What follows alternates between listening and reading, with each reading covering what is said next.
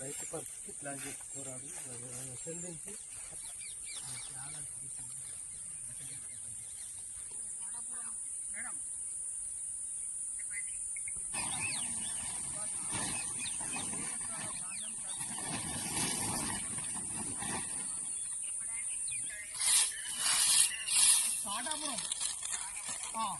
బాలయ్య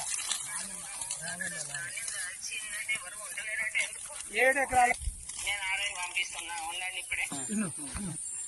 7 ఎకరాల వడ్లు ఇవాళ ఈ రకంగా నేను నష్టపోయిన అకాల వర్షాలతో నేను ఈ రోజు 7 ఎకరాల వడ్లు ఇలా నష్టపోయి నేను ఆత్మహత్య చేసుకునే పరిస్థితిగా ఉన్నది. ఏది ఏమున్నా కానీ ప్రభుత్వమే దీనికి బాధ్యత వహించాలి.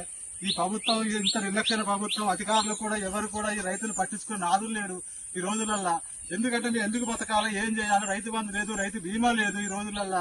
ఎందుకు ఈ ప్రభుత్వం చెత్తగురి ప్రభుత్వం, ఈ మాటలగాడి ప్రభుత్వం కానీ ఇది చేతలగాడి ప్రభుత్వం కాదు.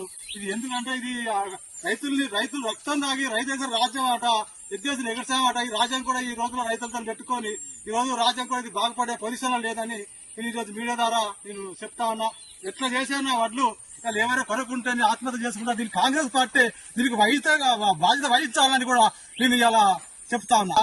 ఏప్రిల్ 1వ తారీఖు పోసిన ఏప్రిల్ అయిపోయింది.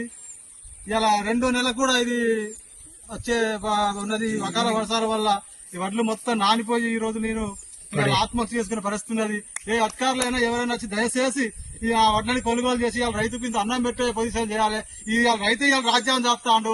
ఆ రైతు మీదనే ఇలా ఈ ప్రభుత్వాలు కూడా కక్షపూరంగా బట్టి ఇవాళ కక్ష కట్టి ఇవాళ రైతుని ఈ రకంగా ఇబ్బందులు పెడతారు. కాబట్టి ఏది ఏమైనా కానీ పక్క మాత్రం ఈ వడ్లని కొనాలి. ఇలా ఏది చేసినా లేదా నేను ఆత్మహత్య చేసుకొని ప్రభుత్వం మీద ఈ ప్రభుత్వం దీని